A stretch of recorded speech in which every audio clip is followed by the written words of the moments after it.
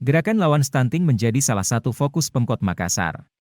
Salah satu cara menekan stunting, Pemkot gelar kampanye gerakan makan ikan atau gemar ikan.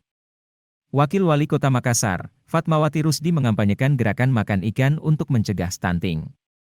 Fatma mengatakan, ikan mengandung gizi yang sangat luar biasa dan cukup mudah ditemui. Ditambah harganya cukup merakyat dibanding sumber protein lainnya. Ini salah satu langkah untuk mencegah stunting.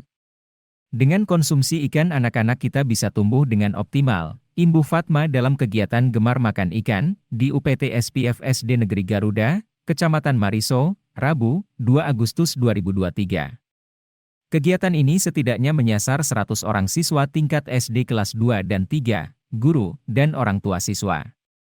Keterlibatan guru dan orang tua dalam kegiatan ini untuk mengampanyekan gerakan ini di lingkup keluarga dan sekolah.